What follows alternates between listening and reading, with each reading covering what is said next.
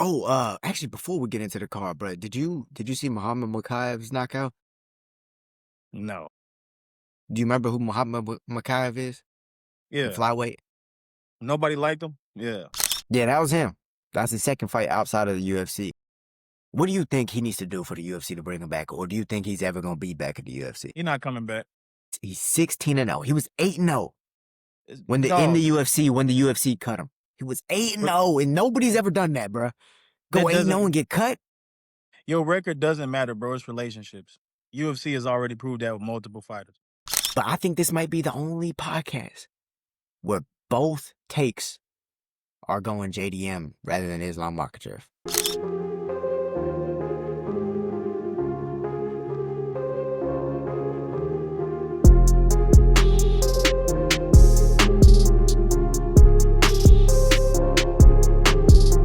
What's up, guys, and welcome back to the Will vs. the Way Uncensored MMA podcast. This is episode 95 with your host, Noah the Way Nwadei, and his co-host, T. Will the Casual. Y'all been hearing from us. Y'all been following along in the comments. We see you boys. We see what y'all talking about. Some of y'all are on our football side. Some of y'all are on the MMA. And, it's just another day, another dollar. Another day of the New England Patriots being great and having greatness restored, and another dollar for Jerry Jones and the Cowboys. Bro, I'm not trying to talk football right now, bro. Go ahead. Like most Cowboy fans, I understand.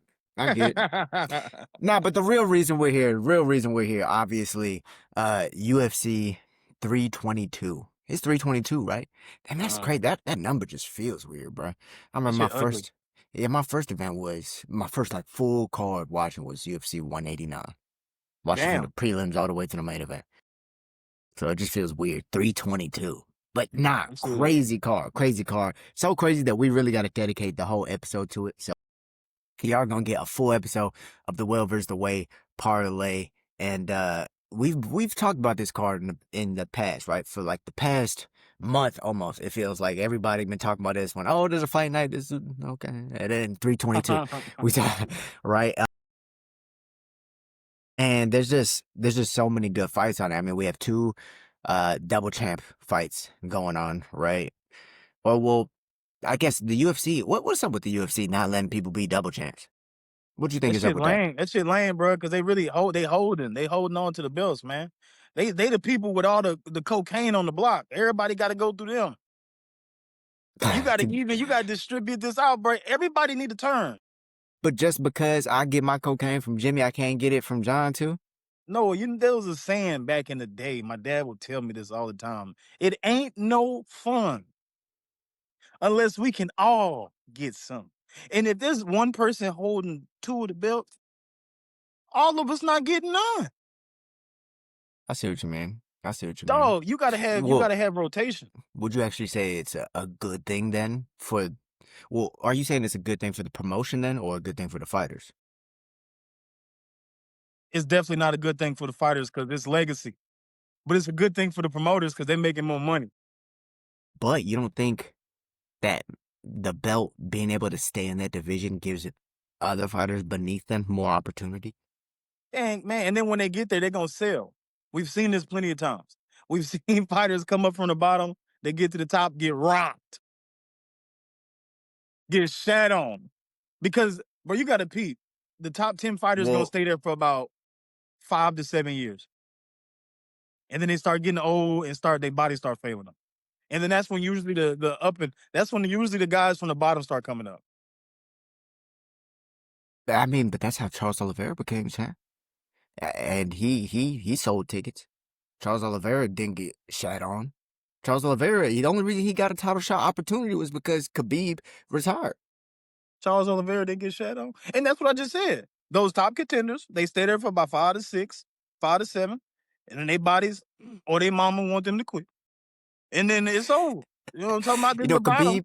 Khabib actually recently just came out and said that the UFC gave him a month to decide after his dad died if he wanted to still fight. That's fucked up. And he was like, man, at the time, it just seemed so quick. Because obviously something like that, you got someone around your whole life that is not just a father son relationship, but it's father, son, and coach relationship. That's different. That's a little bit of a different bond. I mean, you know, from being at third coast with me with Professor Joe and Jason, right? It's a different bond where when they're together. But at the same time, then you give him a month to decide. Of course, he's going to decide to talk about his mom, and then he's not going to go back on his word. That's what he's not going to do. No, Russians don't play. I feel like a champ like that, he just got done with the biggest fight of his, or not the biggest fight, but he just got done beating Justin Gaethje, right? And it seemed like every time he kept beating somebody on his run, it just got better and better and better until that point with Justin Gaethje. You could give him 3, 4, 6 months to decide. You're not supposed to even consider an interim champion until it's been a year, as history has it. But yeah, anyways, man, enough about Khabib and all that going on. Again, we have UFC 322 headlined by Khabib's longtime friend, Islam Makhachev, trying to go up and get the title against Della Maddalena. What did they say his nickname was? He just got I just saw his nickname for the first time. That ain't it. Jack Della Maddalena. Definitely no Aussie. Kangaroo. I don't know what it is, but Jack Della, bro, he is a fucking killer. Now, I think him being, because I believe he's the underdog in this fight, bro. I want to say Why he's would the he underdog. be an underdog with a belt? Yeah, it don't make sense, do it? That sounds stupid. That's well, like, I mean, you know, the other one has a belt too, though. Islam has a belt too. This shit's rigged, bro.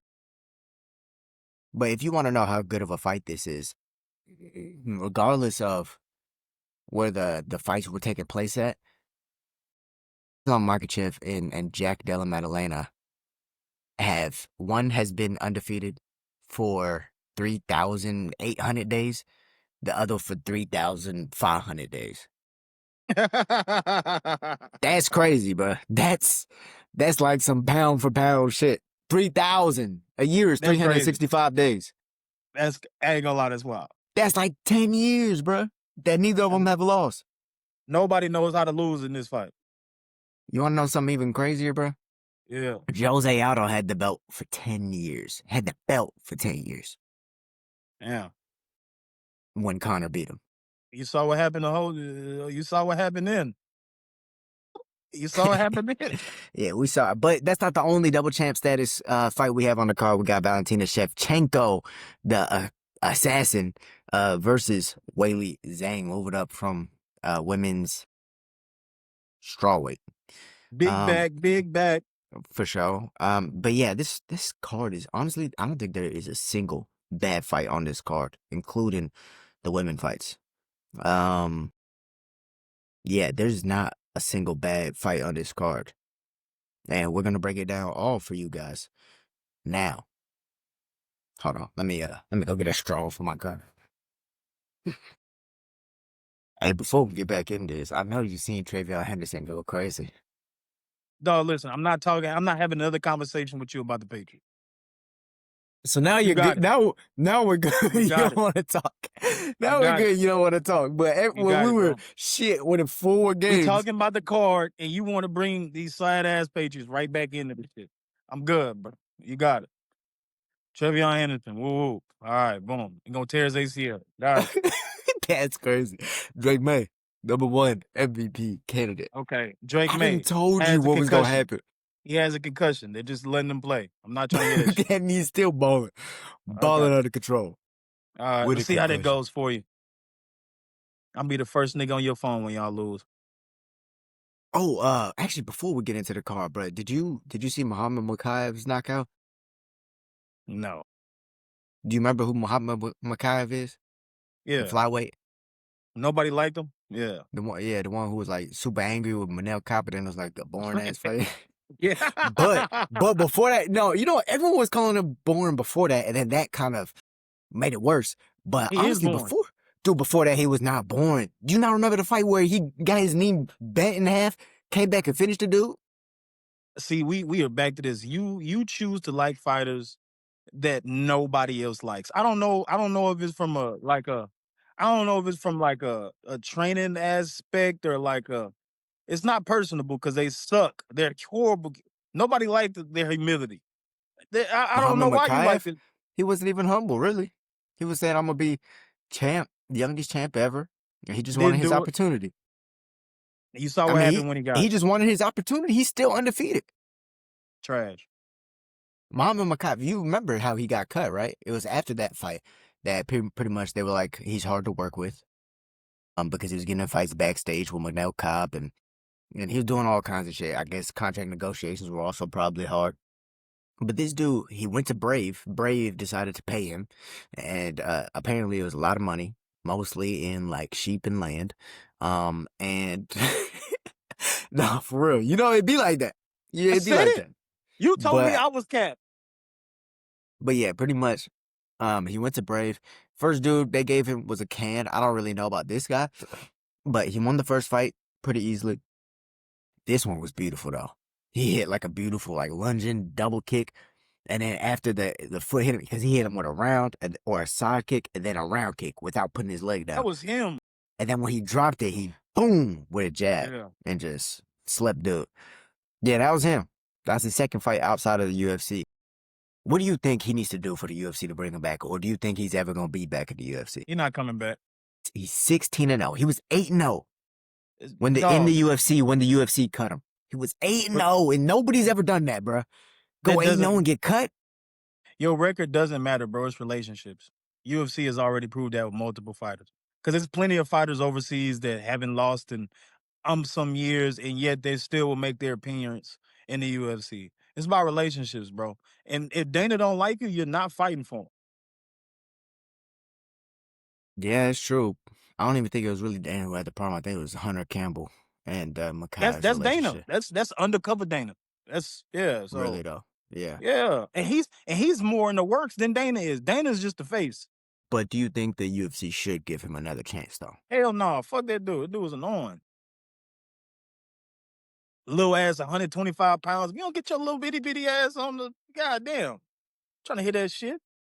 I'm about to kill him. I'm going to kill him. This motherfucker grapple for 5 rounds. Bro, get the fuck out of my face with that shit, man. I'm trying to hear that shit. But you would say he's one of the best 125-pound fighters in the world. He's cool. Right Pantoja would have killed him.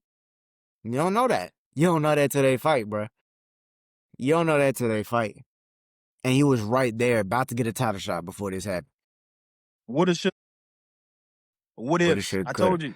They made a movie the about UFC, it. But the UFC is about having the best fighters in the world, fight the best fighters in the world, right? Well, if that's the case, why he not here then?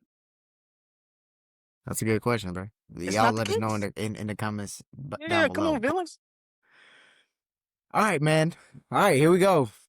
UFC 322. We back on target. You want to go through the main card or the prelims first? We're going double and under. So you're at 35. For people who don't know. No, I'm not betting. He was at 38 push-ups. I'm not betting. I'm good. Now he's at 35. He did a couple push-ups for me before the episode.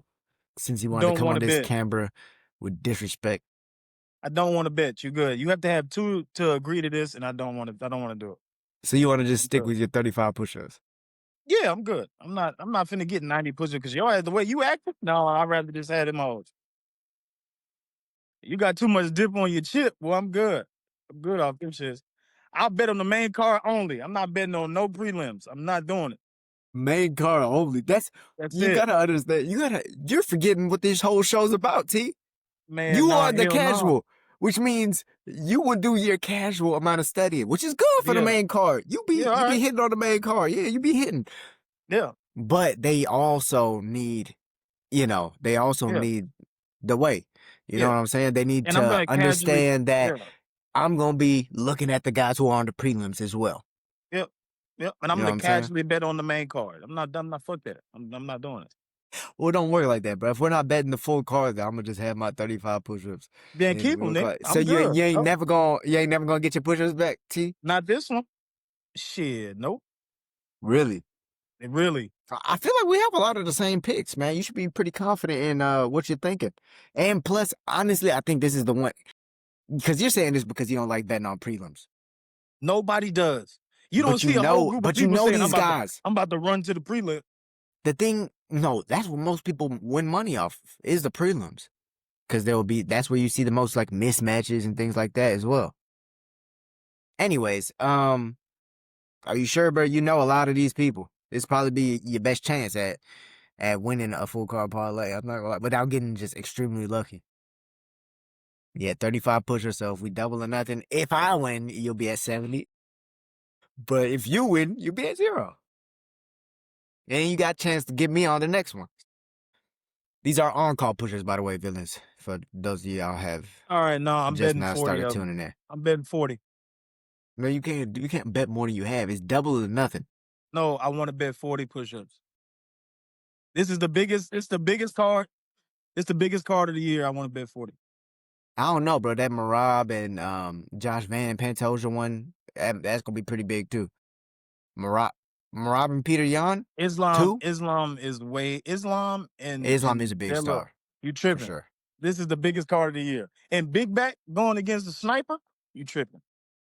Yeah, but we're not betting 40 now. It's double that. I'm up, so I got You to see how I got to be able to you see how you either can go to 0 or you can win. It's not going we're not doing it like that. Okay, T. So how would you feel if I started saying, "Oh, nah, I'm gonna just bet 30 of them." Say even if you lose, you still got 5 I more. take it. I take it. All right, I bet. take it. Let's bet 5. I got 5. Let's bet 5 push-ups on this card. But it's working in your favor though, bro. That's what I'm saying. So the only way to even it out is double or nothing. I got a lot of push-ups on you. So double or nothing, or we not betting on this card. You just want All to right, keep bro. 35. Go ahead. All right. Now I want to hear you say it. The villains and everyone are watching. All right, bro. Doubling up, bro. All right, bet. Yeah. Doubling up, bro. So we starting with the prelims or the main card? We can start with the bullshit ass prelims. Go ahead, start. Yep. All Here right, we bet. go. Let's get through these ones. But yeah, like I said, bro, we know a lot of fights on this card, like Vyacheslav Borshev versus Matheus Camilo. Pull up the card. Pull up the card on your phone, dog. I'm on my phone. Exactly. I'm not gonna know. You showing this little ass. Hold on. There we go. Phone. Wait. There we go. Wait, it's still blurred. Man, come on, man. Come on, dog. There we Just go. go ahead. You can see go it. ahead. Vyacheslav Borshev versus Matheus Camilo. 8-6 versus 9-3. Who you got, bro? That motherfucker record 8-6. Damn. Yeah, versus Matheus Camilo. Matheus Camilo has one fight in the UFC, named the Jaguar. He lost against Gabe Green in the second round via submission. I'm gonna go with bro. 9 wins, 4 I'm gonna go TKOs, with 2 Matheus. submissions. I'm going with You go Matheus, Matheus. Vyacheslav Borshev is the one who just got submitted in the first round by Terrance McKinney. And then he lost to Tom Nolan before that. He's fighting for his life. Yeah, he's fighting for his contract. He had a win before that, but no, 8-6 he's definitely is crazy. 8-6, that's like a watered down version of Anthony Smith. What we talked about him?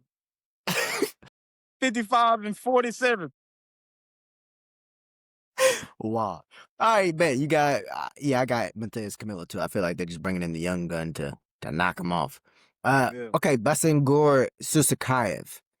Susakayev is Hamza Chimaev's teammate, the one who fought on the Contender Series and then 4 days later fought again and won for the UFC. He's going against Eric McConaughey. Eric McConaughey is 35. He is 24. 10-3 is Eric McConaughey, and Susakayev is 10-0. Undefeated. Man, you know a little bit longer. Boy. They are in the middleweight division. Big old bodies. Mm-hmm. I'm gonna go Grizzly Bear. McConaughey is coming off of beating Cody Brundage though, and he did lose to Ruziboev, Nursultan Ruziboev at 6'5", dude. Yeah, 6'5". The one that Buckley ended up like just taking him down, I think. Yeah, he did lose to him in the second round. I'm gonna go with modern day Russia. I'm gonna go with Grizzly Bear. I'm as cold as a lion with no hair. I think if Susakaev's able to like calm down on this one, not be so emotional, because in that one 4 days later, he was a little bit emotional and was like taking unnecessary shots that I felt like he didn't need to take, or that he was more skilled, that he could have avoided probably. But yeah, I'm gonna go Mokaev as well. Okay, Angela Hill versus Fatima Klein. Fatima Klein is 8-1, 25 years old. Angela Hill is 40 years old, 18 and 15. Wait. You say how old is she? She's 40. Fatima She about to Klein is have coming off menopause. of pretty close. Fatima Klein is coming off of a third and second round knockout over Melissa Martinez and Victoria Dudikova. But her only loss was to Jasmine Jasdavousias. Now we know who Angela Hill is. Angela Hill, great kickboxer. She been through everybody, bro. She been fighting everybody. Won some, I'm gonna go with that young gun, bro. Fatima Klein. Yeah, they getting these old folks up out of there, dog. Yeah, it's probably a safe bet. They clearing out the old folks home right now. Yeah, I mean, do women age younger, age quicker or slower than men? A lot quicker. A lot quicker. Really? How about this? A man can have babies in his 90s. But you gotta think though. This is you better don't put it. No, I'm not gonna say it. That's bad. Go ahead. What? Think about what? Man, females got to about 30. They got to about 30, and then they're gonna have to start making some decisions.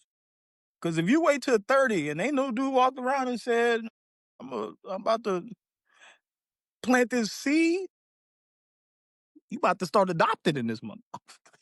30.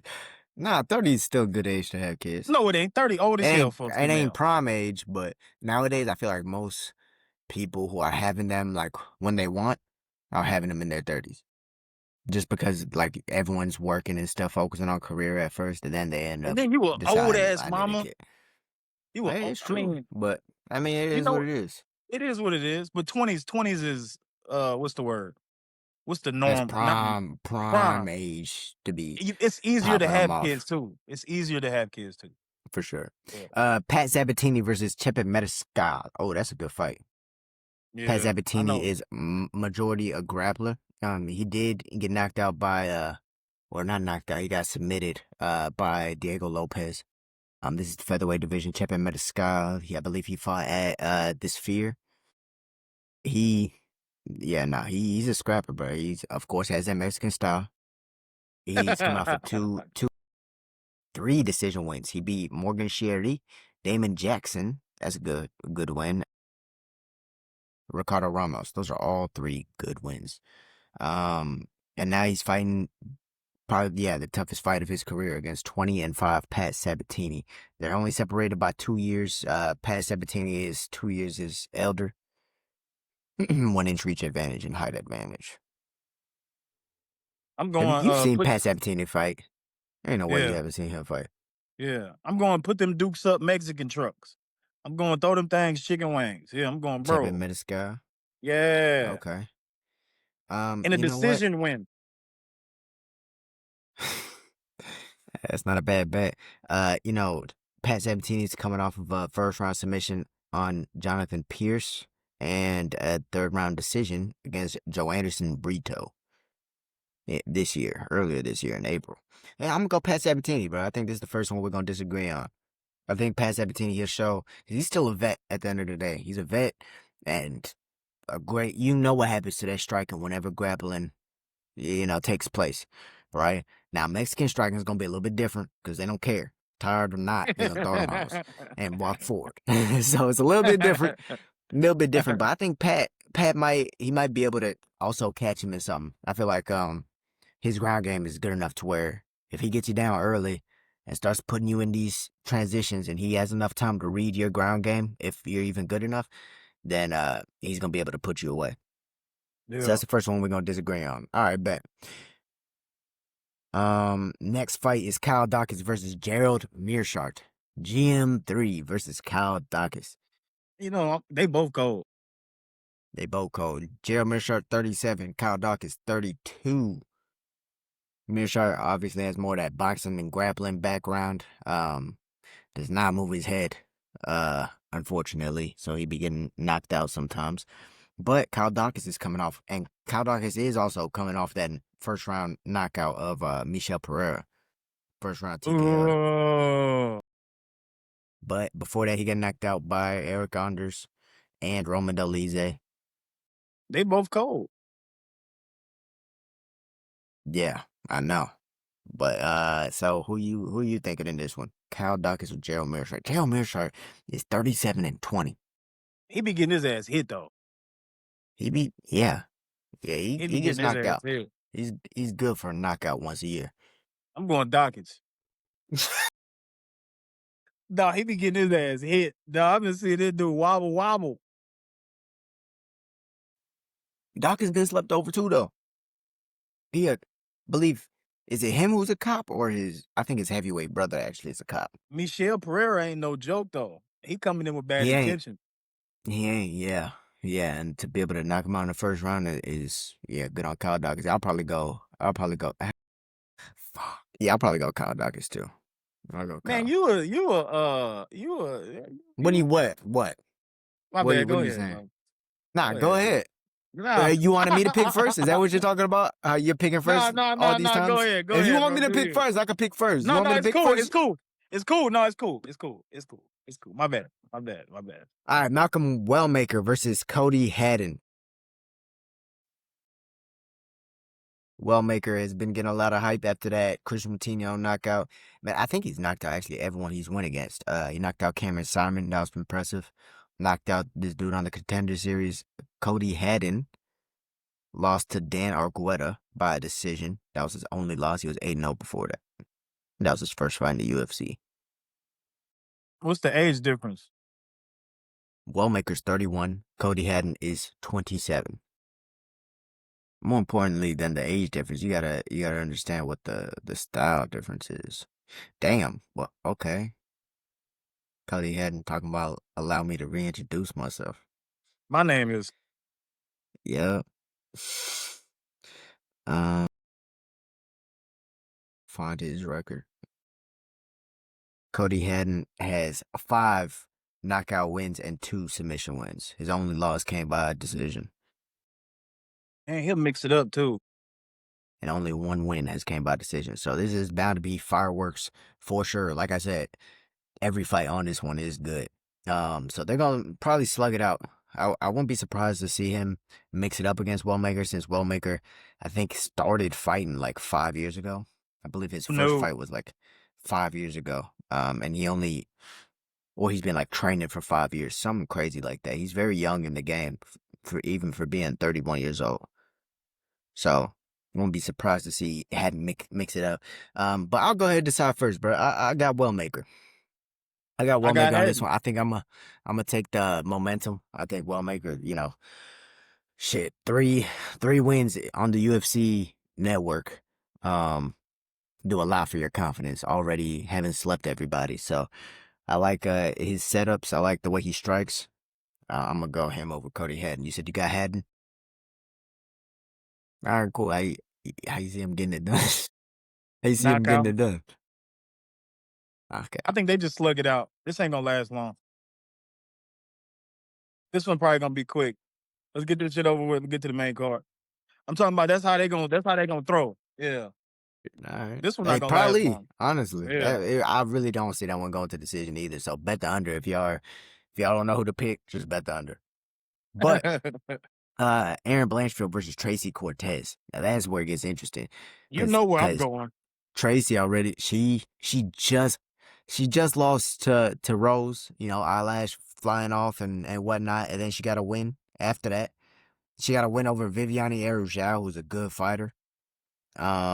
Black belt. She was able to just take her down. I remember I was surprised that she was able to dominate her that way. Miss Tracy's 31. Erin Blanchfield is already a dominant grappler herself, but is 26 years old.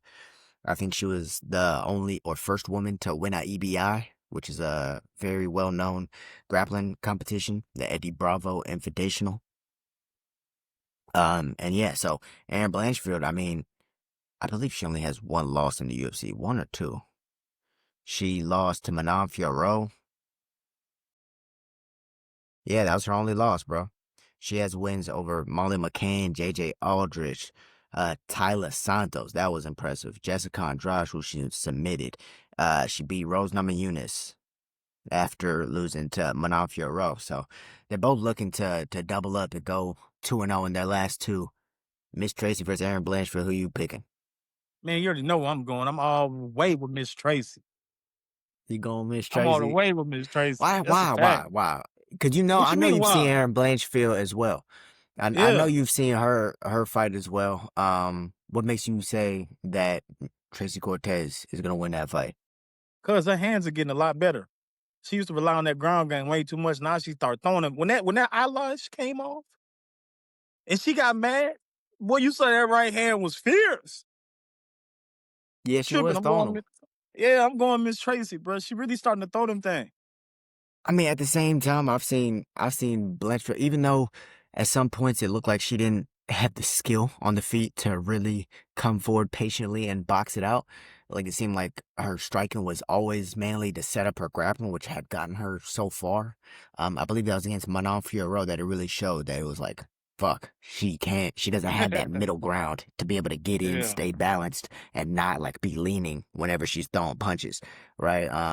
Because that's what you'll know. Like if they're a grappler, usually they'll commit on their punches, so they can knock you out with it. But really, it's just to get in and grapple, right? And so they don't really know how to just sit down, go in and out with still having powerful punches using proper mechanics. But it's like I said, it's been a long time since she fight. I don't think she's fought in 2025. Yeah, her last fight was 2024.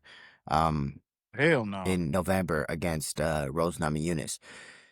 So, yeah, I'm gonna go Erin Blanchfield though. I think Erin. I think Erin's better than her where she's best at. She's a MMA wrestler. That's what I would make Tracy equivalent to. Yes, she has some decent hands for sure, and she can mix, like she's a mixed martial artist for sure. But I think wherever the girls are weakest is where she usually tries to keep it. So she'll probably try to keep it on the feet. But I don't know how good Tracy's bottom game is. So, and being on the bottom of Erin Blanchfield for anyone isn't going to be good for them. So, I think Erin Blanchfield, if she gets on top, it could be bad. And I think she will get on top. But yeah, that's how I see it for that one. That's a good fight. On any other pay-per-view, honestly, I think that would be on the main card. But Roman Kopylov versus Gregory Rodriguez. Robocop versus Roman Kopylov. Both, I believe, coming off of Kopylov actually he just had that decision loss to Paulo Costa, where he would be doing well, then he'd get cracked, boom. Getting Yeah, hit. okay, let me slow down. Down real quick.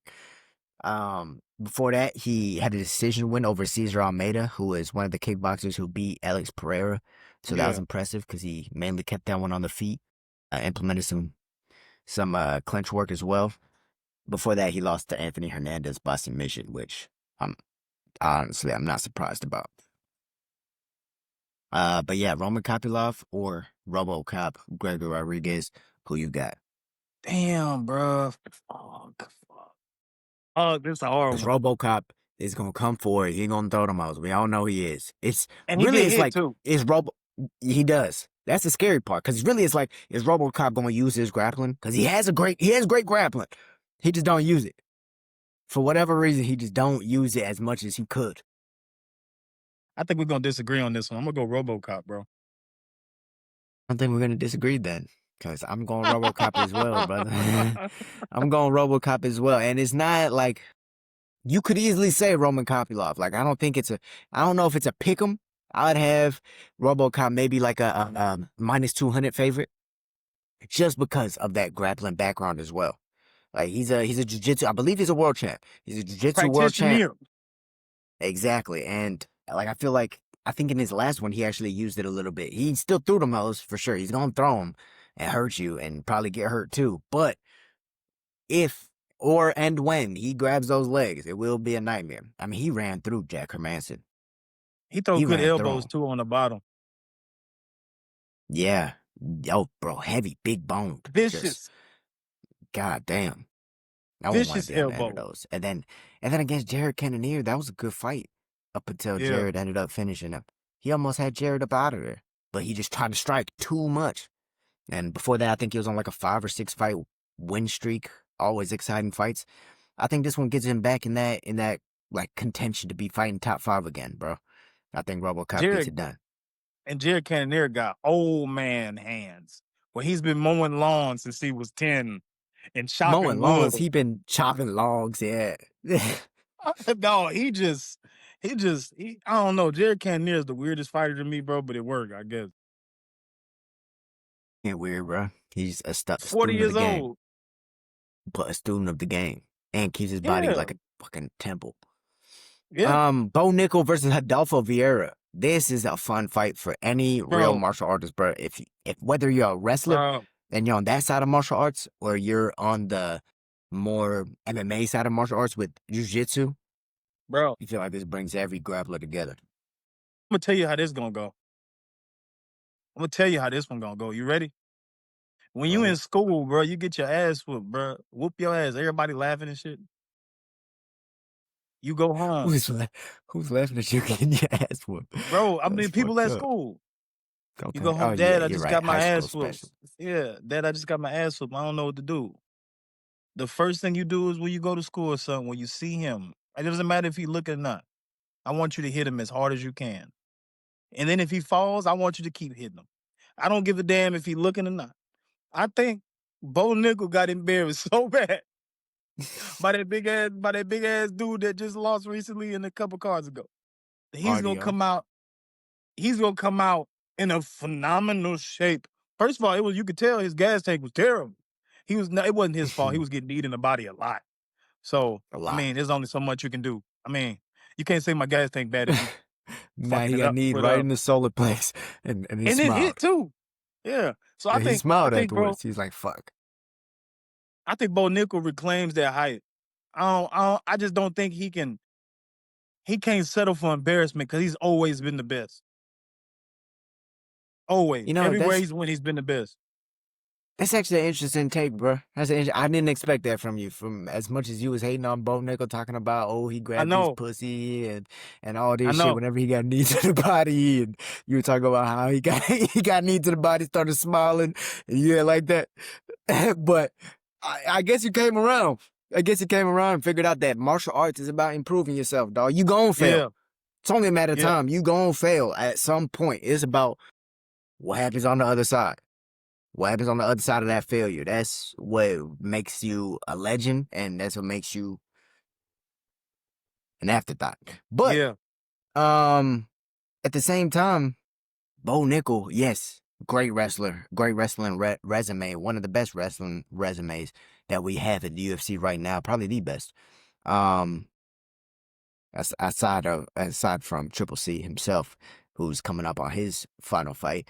But Rodolfo Viera, multiple-time world champion. Rodolfo Viera is one of the greatest, like, jiu-jitsu practitioners of all time. He hasn't quite been able, it seems like, to put it together in MMA at the UFC level.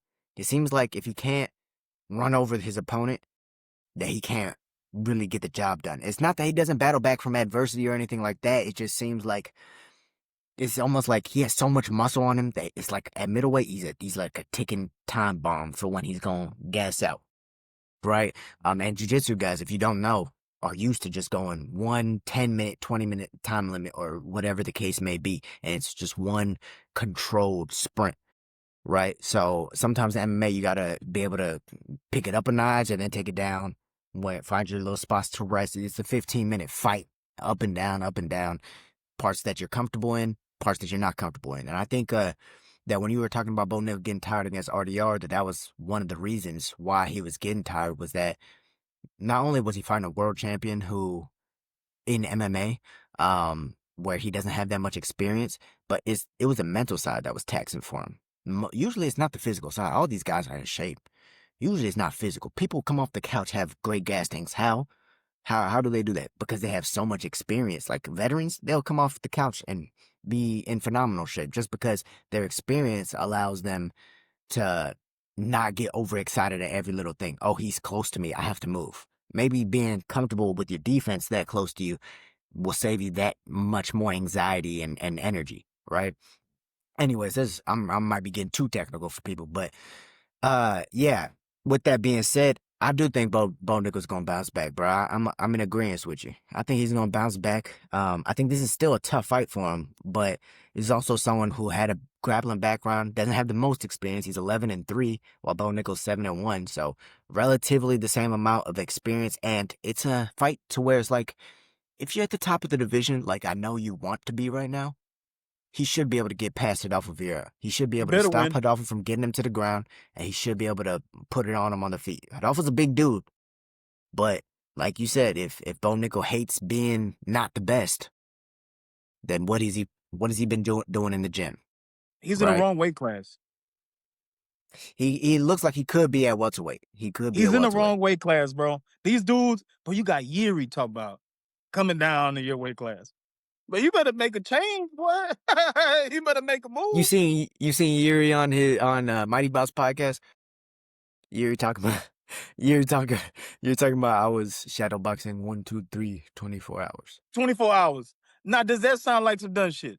1, 2, 1, 2, 3 for Does that 24 sound like hours. some dumb shit? It sounds like really dedicated, focused, meditative practice. That's what it For sounds like. 24 hours? That's a spiritual awakening, bro. That's some stupid ass shit. See, now everybody criticized me for calling him dumb as hell. But now he's showing you how retarded, how ridiculous he is. And now it's all coming back into play. I was shadow boxing for 20. He ain't pissed. He ain't take a dump. I do. Ridiculous. He might have taken a little break, took like a 1-minute break, go pee, go back, Yeah, that shadow motherfucker's box. stupid. That motherfucker was in the You know, class where everybody passed. He was in the class where he everybody passed got an too. A. Huh? He graduated.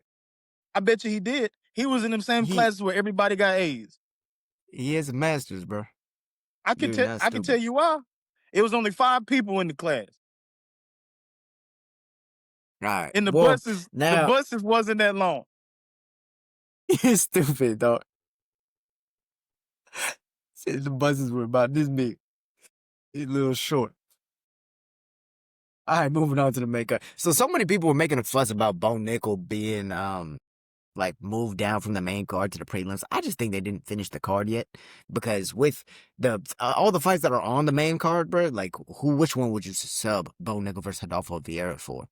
Honestly, like we got Beniel Dariush versus BSD starting off the card. That's a fucking crazy ass fight. Regardless of who wins, someone's going to bed. Both these people throw and get hit like animals. So it's like, like, come on, bro. You gonna put that one on the prelims? Fuck no. Let's open up the main card with. It doesn't sound like it does not sound healthy. We got this dude BSD who was part of fucking. He was, what's it called? Protecting the president or whoever of in France. He's like a Navy SEAL damn near for France. Versus, and they both have good grappling, and they both, yeah, like I said, like to brawl on the feet. They not grabbing. They probably not gonna grapple. Nah, Dariush will mix it up. Dariush will he'll probably mix it up because they both then had a lot on their chin, but Dariush has had a little bit more. Man, Dariush really throw them things. But he's been in some wars, BSD man. fight like he drunk. Like when he get to round 2, it's all everything out the window. I didn't drink a 40 and I'm here to squabble. Dariush will really touch that chin. But you know how I talked about Rodolfo Viera is like a ticking time bomb, how it slowly decreases his stamina bar. BSD like this the whole time, or maybe there's a little dip at the beginning, but then it just stay even. And it's just constant pressure. He really doesn't slow down. It might start getting a little bit sloppy, but he's still gonna do the technique. Like he's not, even if the technique looks sloppy, and that will make, dude, that's the same thing Drikas does, bro. Drikas does the same thing. He carries that same pace. So it's like the techniques are gonna look sloppy, but they're still gonna be effective. And you saw what happened. And they're only sloppy because I'm that tired. Yeah, but it made a guy who likes a clean fight in Izzy have to fight a dirty fight and ended up slipping into a back take choke. You know what I mean? Like it makes things nasty. The thing is, Dariush kind of thrives in that chaos. Dariush the type though, he gets rocked, he wants to swing back. Yeah, he don't want to hard. He don't want to shoot. Swing back hard, chin all exposed. Oh no, I can't go Dariush. You can take him down. You can hold him down. Who? Dariush should get held down, bro. By who? Who held Dariush now? Who you thinking about? No, I'm saying he can. Like, it's possible. I mean, I don't see BSD. I mean, BSD has good grappling for sure, but Beniel Dariush also, he won a, what was it, ADCC at brown belt. He won like a brown belt ADCC or IBJJF Worlds or something like that at brown belt. He has good he's been a grappler. That's why his strike. That's why he be getting hit. Everyone who's a grappler and they choose to strike be getting hit on the feet. Charles. They do. All right, look, I'm gonna say this. I got Dariush by knockout round 2. Dariush by knockout round 2. Yes. I'm gonna go. Oof, man, this is hard. This is hard. I think I'm a big fan of Beniel Dariush. I think I'm gonna disagree with you, bro. I think Denis coming off of a good win. Who did he beat last? He beat Renato Moicano. Dominated him in the grappling department. He started getting pieced up on the feet at the beginning, but ended up getting into the grappling and been able to withhold. I think, like I said, he's been through a little bit too many wars, more than BSD. BSD could still eat a shot and take it because I've seen it. I've seen him eat those shots and take them. Rather than now, Dariush is starting to get wobbled whenever he starts eating those shots. So I think if it stays on the feet, which it could for a long period of time, I would see him like getting the technical aspect of it, but then just one shot slipping in and kind of wobbling him, and then the tide starts shifting. That's how I can kind of see that fight going. I'm gonna go BSD by either I'll go over 2.5 rounds. It's either gonna be like a late knockout or it's gonna be a decision. Unfortunately, if it's a decision, they probably got more damage than the knockout. Dariush been looking pretty damn good right now, Brian. He looked good in his last one. He did. And I feel like that is a big confidence booster. But BSD coming off that fight where he submitted Mauricio Rufy, you know how much confidence this dude has? Oh, but he be fighting like he off submitted Cowper Polek before that. He take a shot before the fight. I know he do. Some of that hen dog. Nah, he don't need a shot. He don't need a shot. He been through war. He knows what he knows what he's getting into, dog. That's one thing he ain't gonna need. That PTSD services that shot. It sounds good. For sure. But the fight after that, we got Leon Edwards versus Carlos Prates. God damn, look at this main card. I'm telling you, bro. This main card, nothing's getting substituted. Leon about to win. Leon about to win. Bro, if Leon still has it, he can win, bro. If Leon he can do it. If he can still fight at this level, and he's still putting in the hours that he needs to be to hold up at, how old is he? 34 years old? And he's not even that old, bro. He's supposed to be like right now getting out of his physical prime. Bruh, this dude Dana said, look, bro, we don't think you have confidence. We finna give you somebody that drinks before the fight, that smokes cigarettes, he buys prostitutes. If you can't beat him, all he has is confidence. All Carlos Prates has is confidence right now. Confidence in a whole bunch of striking. We're going to find out. And I told you, if Leon's fighting a striker, he most likely picks him apart. Most likely. Well, the thing is, Leon has been good about, like, going against a pure striker, he'll implement grappling. Like, against Nate Diaz, he was throwing in trips and size and different shit, just mixing it up, making an MMA fight. Against Gunnar Nelson, who's a grappler, he was trying to out-grapple him, taking him down and shit. Like, he knows how to implement his grappling, which I think will be smart going against Carlos Prates. But, and seeing how Carlos Prates lost to Ian Gary, he lost to a guy who's going to stay on the outside like Leon likes to do. And if you try and overcommit and take his fucking head off, he's going to shoot. Right? We kind of just saw that, and Ian was able to put that together on short notice and do it for 5 rounds. This is a 3-round fight. If Leon Edwards, I will keep saying this, if he still has it in the tank, he should win this fight. I think he's more well-rounded. He has more experience. He actually has less fights than Carlos Prates, but more high-level experience, I would say, at the top. But if we're riding with momentum, we're riding with Carlos Prates. So you're taking Leon Edwards on this one? Yeah, I'm going Leon, bro. I've been talking a lot of shit about Leon. You have. Unfortunately, though, I'm gonna have to go Carlos Prates, man. I got you again. I do think. I mean, Leon. Like I've been seeing some media. I've been seeing some media in the works talking about like how he's been grinding. He stayed quiet. And that's how he came up. He came up very quietly.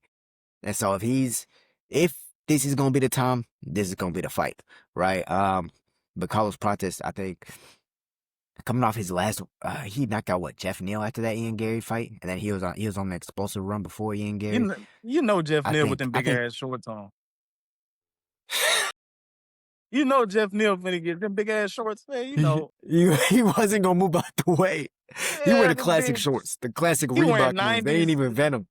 He wearing 90s NBA shorts. Nigga, I'm not trying to see this nigga fight, man. No, but to knock out Jeff Neal like that with a spinning elbow was disgusting, dog. That was nasty. I think he fights at range like Leon Edwards, like because he's long, but he comes forward with it. He's gonna come forward with a 4-inch reach advantage against Leon Edwards, who likes to counter anyways. Look, it's gonna be a fun fight, but I'm gonna take Carlos Prates. Sean Brady versus Michael Morales, undefeated versus 18-1, only loss coming to Belal Muhammad, the former champion. Michael Morales just ran through Gilbert Burns. He's 26 years old, which is 6 years younger than Sean Brady at 32. Michael Morales also knocked out Neil Magny, a decision against Max Griffin and Jake Matthews, which is Jake Matthews is pretty impressive. Knocked out Trevin Giles, who's been around for a long time, and Adam Fugit. I believe that was in Canada actually when he knocked out Adam Fugit.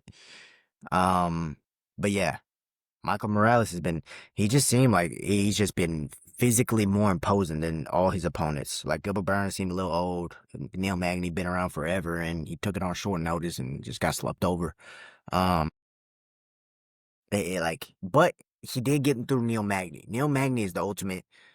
If you have it, you're gonna get past him, right? He's the ultimate like gatekeeper in that way, right? Like, cause Neil Magny's still good. He still be going on like 4 fight win streaks, and then he comes across a Shavkat, or comes across a Carlos Prates, or comes across a Michael Morales, who ends up shutting his lights out. And then we have Sean Brady. I think we all know Sean Brady just beat Leon Edwards. He submitted him first round, I believe, fourth round. Sorry. Yeah, he submitted him in the 4th round after just taking him down all fight. Honestly, I was falling asleep during it, but then he got the win. He also beat Gilbert Burns in a 5-round decision. He submitted Kelvin Gastelum, who really I think he's the only one who submitted Kelvin Gastelum. That's hard to do. Yeah. And before that, he was undefeated before coming against Belal Muhammad. I mean, if you need to know about Sean Brady and how good his grappling is, this dude beat Craig Jones in a grappling match. Sure, there was no heel hooks allowed, but beating Craig Jones in a grappling match under any rule set is pretty wild. Hard. I'm not gonna lie. That's pretty wild. I'm gonna take Sean Brady in this one, dog. I don't know who you're going. I'm gonna go Brady too. You gonna go Brady? Yeah, I'm gonna go I think Brady. Michael Morales, like he's almost been escalating himself a little too fast, it seems like. The thing I'm scared about though, picking Brady, is that sometimes Brady can get shy in there, it seems like. Sometimes he can like get shy. He does. He gets hit. That's why he has that like big nose, because it's like been broken a couple times. But like against Belal Muhammad, he started shying away when he started getting hit, right? And it's like, yeah, he's mainly a grappler, so you can kind of expect that out of him. But I feel like if Brady can not get hit before he gets a takedown, that's gonna change the whole momentum of the fight. Then he won't mind getting hit later. But if it comes out, this dude's jabbing him in the chest, jabbing him in the chin, and he misses on a couple takedown attempts, the whole fight could look different. Yeah. Whole fight could look different. But if he sticks to it and sticks to the wrestling and sticks to the game plan, and after taking him down a couple times starts to throw a couple punches and then take him down again, I think he could get this one down, and he just might be next for a welterweight title shot. Although the picture's looking a little rough with Islam Makhachev saying that Kamaru Usman is a viable contender if he wins. He's not going to win. That muddied the waters. He's not going to win. That muddied the waters. Really? Okay. Continue. You've been saying it. You've been saying it. Yeah, we'll get to it. We'll get to it. But Continue. Sean Brady, like I said, I think we both chose him, right? Yeah. Yeah, so maybe it's a bit of a weird fight because we don't know where he goes next from here. But after that is Valentina Shevchenko versus Weili Zhang. That's one of the highest anticipated female fights you could have. Valentina Shevchenko, who doesn't like watching her, even though her last couple of performances have been a little boring because she just had to do what she had to do, right? She tried to do what she had to do and hold him down, pray. Hold him down and pray. But Weili Zhang, matter of fact, low-key, they both been having to do that. They both been having to grapple. Weili Zhang beat up Tatiana Suarez, for sure. She beat her up for 5 rounds. Kept it on the feet, beat her up. Yan Xiaonan, though, she got wobbled a couple times. She had to take her down. She had a fight. She had a whole fight on her hand with her own countryman. Amanda Lemos, she was able to take her down after getting wobbled a little bit. Like, it's kind of big. And then she submitted Carla Esparza before that. Knocked out Joanna Jędrzejczyk. I mean, I believe that was an elbow as well, right? Against Joanna. That was a spinning elbow, I believe.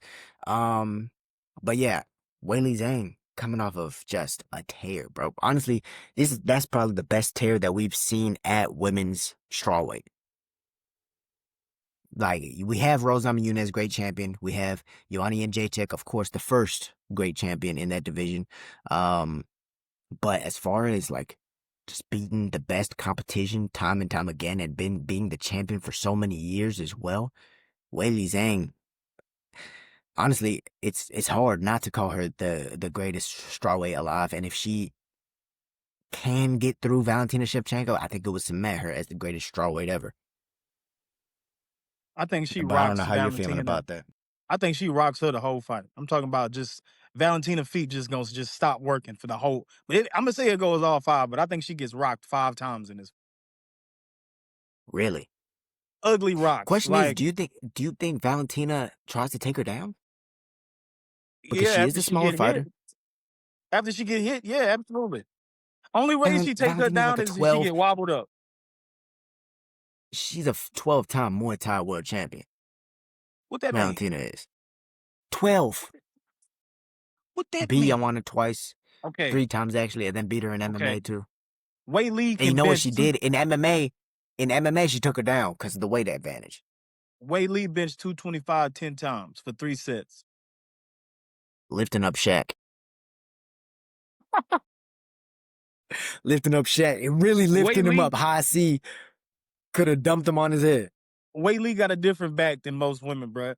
When she touches that chin, when her ass, that Muay Thai 12-time champion, all that shit go throwing in the window, and them legs are gonna start saying, "Fuck it."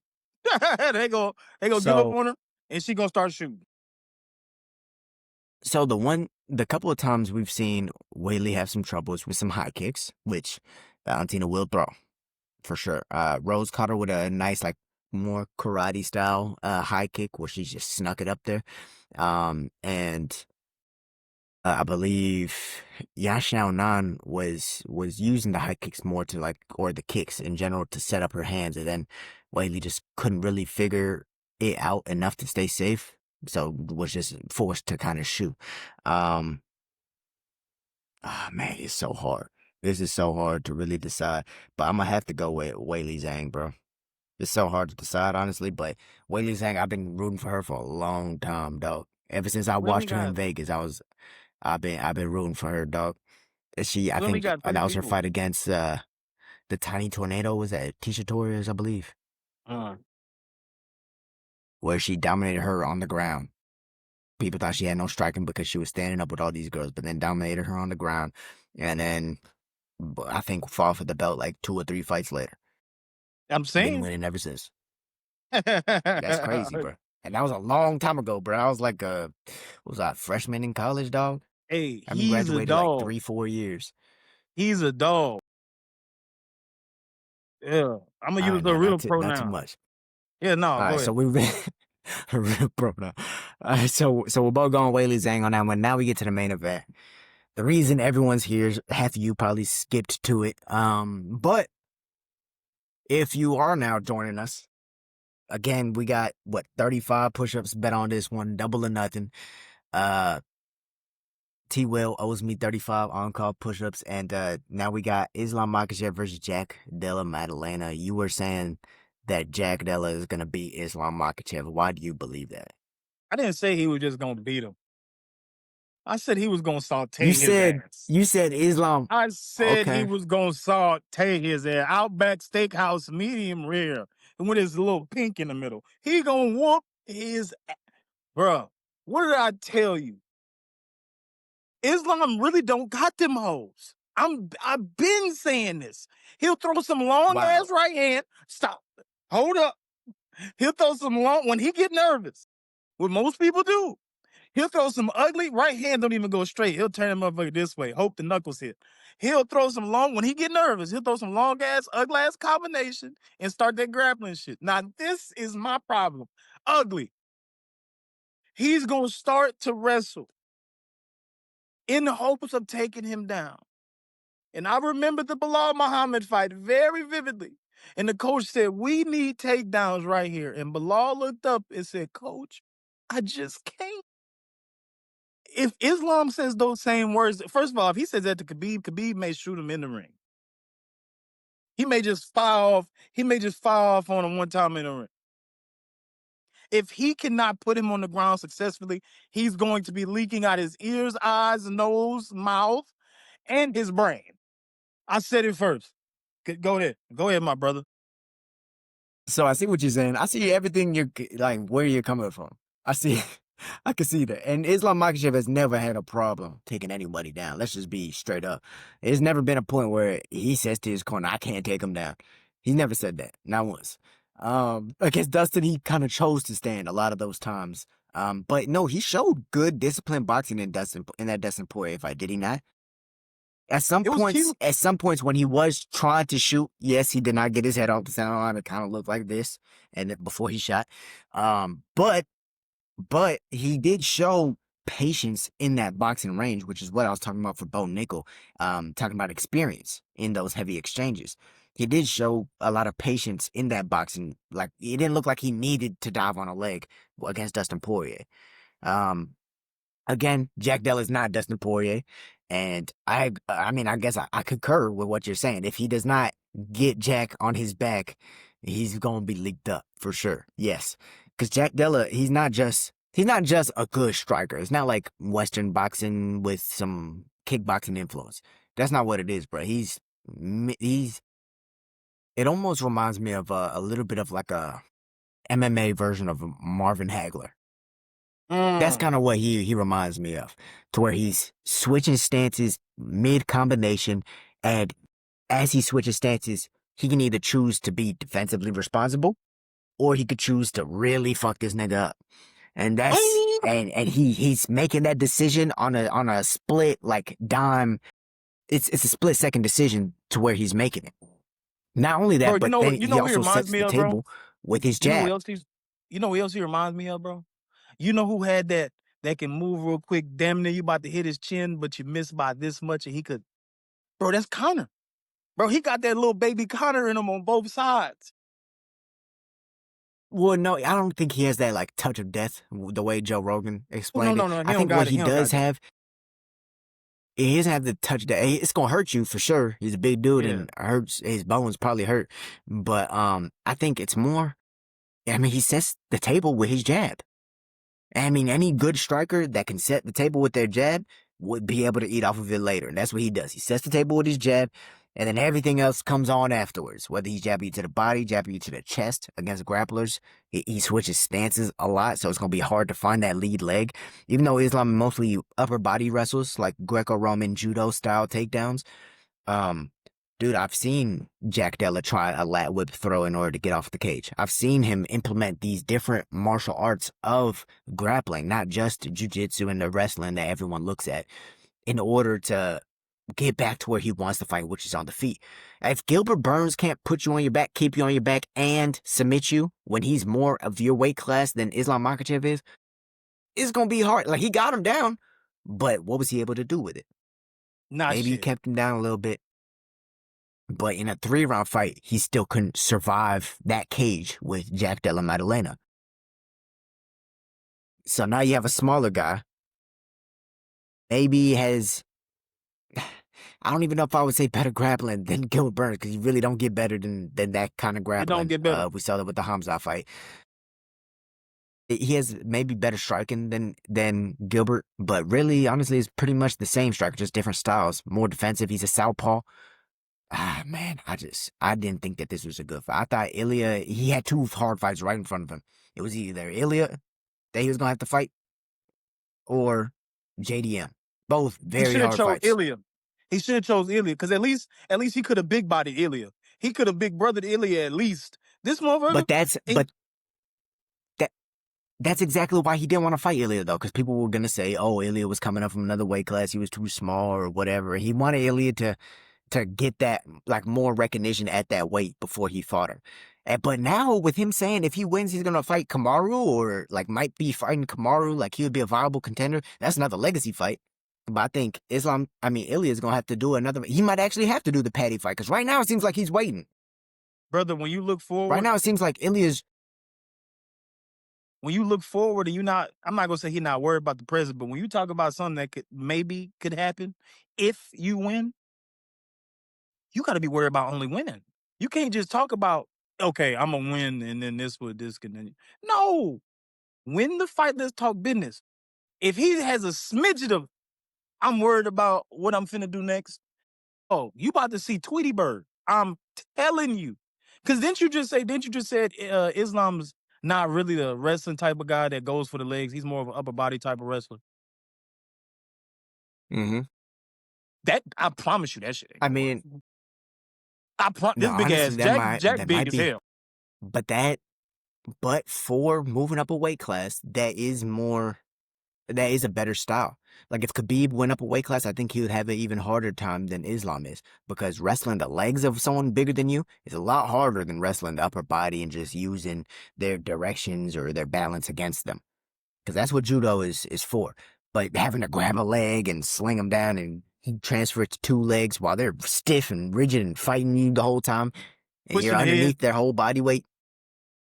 Yeah, pushing the, you just trying to clear it could get pretty taxing. So honestly, I think his grappling is better for moving up than Khabib's. But there's also a reason why we never saw Khabib move up. Yeah, it sounds like you're And going why on he my said spectrum. he wouldn't move up. It sounds like you're going on my I end. am going JDM. I've been saying JDM, but I think this might be the only podcast where both takes are going JDM rather than Islam Makhachev. Wow, bro. Because a Can lot he of be people are that thinking cold? Islam's going to win. Can he be that cold? Can JDM really be that nice, bro? Well, he not only does he have skill going on his side, like, I think even if they were in the same weight class, this would be a tough fight. But I think he also has the weight, like being at that weight, having the experience at that weight and stuff like that going on his side as well. It's just a lot to overcome. I think, can Islam still do it? 100%. Like I said, if he gets him down, gets him on his back, he's surprised us before with how good his grappling can really be. So if he could, like, I see people all the time in the gym where there's just levels to the grappling. Like, they could be 260 and be a purple belt, brown belt, whatever. But then there's just this black belt who's 160 or 170 who would just ragdoll him and it wouldn't even matter. So, like, you're right. I ain't gonna lie. but if You he right. could do You that, right. we gotta call him. He has to be on that Mount Rushmore. If he could do it, he has to be on that Mount Rushmore. 100%, because then we know his style transfers weight classes. He's already going to be at, I believe, a 16-fight win streak, tying Anderson Silva's record for wins in a row, like win streaks in the UFC. Fuck, at that point, it's just legacy, and he's building from there on. So JDM needs some marketability. Like I said, he needs some he beats marketability, Islam, bro. he's going to get all the marketability No, you need some more. he will never need. Bruh, you beat Islam, JDM. I'm speaking to you, bro. People don't really know you, bro. You know, you don't even got a nickname. It could be the kangaroo. It couldn't be not. You know, you need to go to Khabib in the corner. That's the thing. No, but Pete, go to the corner of Khabib's. You in New York. Go to the corner. Take off nothing. Just leave the jock on. And just start hitting the Jeff Hardy. Just start hitting it. Just start doing just the jock on. You need to get hype. That's not his way, bro. What he's gonna try to do is hurt Islam in the worst.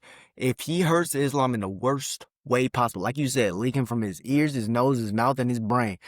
If he's leaking from all them places, all he needs is that W, and then people gonna go look at what they're gonna try and find something interesting about him, other than his fight style, because his fight style is already fan friendly. But they He'll be will the new look for a wave. reason why I'm gonna follow this guy. He'll be the new wave of how you beat the Russians. And he does have Craig Jones in his corner too. So He'll literally be the new wave of how do you beat the Russians. Yeah. But man, I'm so excited for this damn fight, bruh. We got this one out a day late, so sorry for you villains who've been waiting. But shit, that's the Will versus the Way parlay for UFC 322 with your host Noah the Way Wade and T Will the Casual. Hopefully you guys enjoyed it. Of course, like, comment, subscribe. We love seeing you guys conversate in the comments down below, so go ahead and do that. Stay willing like a motherfucking villain. Yes, sir. Episode 95, and we out, baby. What's up, villains? New episodes of the Will vs. the Way Uncensored MMA podcast drop weekly. Make sure to check out our most recent episodes and latest interviews that we've had on the channel. Thank you guys for watching, and don't forget to subscribe.